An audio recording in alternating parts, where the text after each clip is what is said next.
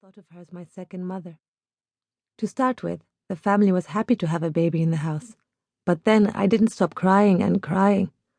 The only thing that would stop me was putting a tape recorder next to me playing Zorba the Greek, but that drove my siblings almost as mad as my crying.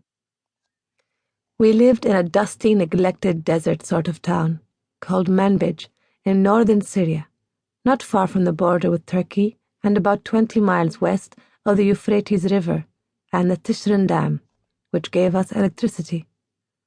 My earliest memory is a long swish of my mother's dress, a light-coloured kaftan which fell to her ankles.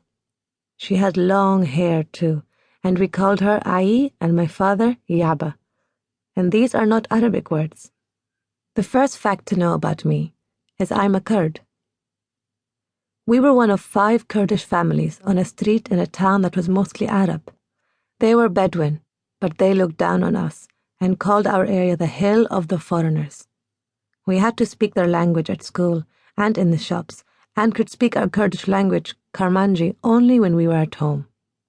This was very hard for my parents, who didn't speak Arabic and were anyway illiterate.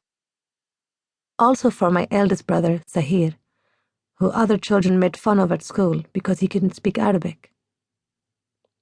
Manbij is a folkish kind of place and strict about Islam, so my brothers had to go to the mosque, and if Ai wanted to shop in the bazaar, one of them or my father had to accompany her. We are Muslims too, but not so rigid. In the high school, my sisters and cousins were the only girls who didn't cover their heads. Our family had moved from our lands in a Kurdish village south of the city of Kobane because of a vendetta with a neighboring village. We Kurds are tribal people, and my family are from the big Kori Beg tribe, descended from a famous Kurdish resistance leader, Kori Beg, which seems to mean almost every Kurd is a cousin. The next village were also Kori Beg, but a different clan. The problem with them happened long before I was born, but we all knew the story. Both villages had sheep, and one day some shepherd boys from the other village brought their flock to graze on our grass, so there was a fight with our shepherd boys.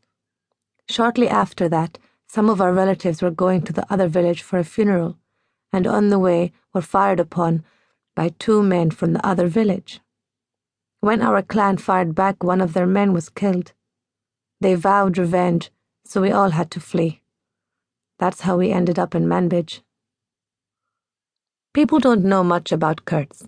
Sometimes it seems to me we are completely unknown in the rest of the world.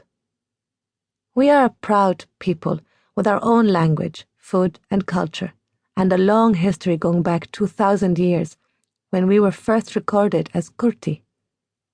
We are maybe 30 million people, but we have never had our own country. In fact, we are the world's biggest stateless tribe. We hoped we would get our own homeland when the British and French divided up the defeated Ottoman Empire after the First World War, just as the Arabs thought they would get their own independence as promised after the Arab Revolt. The Allied powers even signed an agreement called the Treaty of Sèvres in 1920, which recognized an autonomous Kurdistan.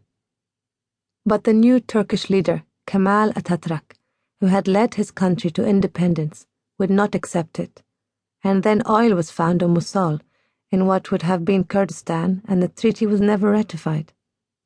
Actually, 2 British and French diplomats called Mark Sykes and George Picot had already signed a secret pact to split the Levant between them, and drawn their infamous line in the sand, from Kirkuk in Iraq to Haifa in Israel, to create the modern states of Iraq, Syria, and Lebanon. So the Arabs were left under colonial rule between borders which paid little heed to tribal and ethnic realities, and we Kurds were left divided between 4 countries, none of which likes us.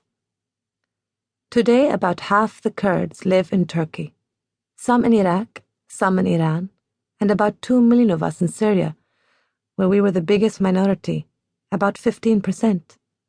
Even though our dialects are different, I can always tell a Kurd from any other person in the world, first by the tongue, then by the look. Some of us live in cities like Istanbul, Tehran,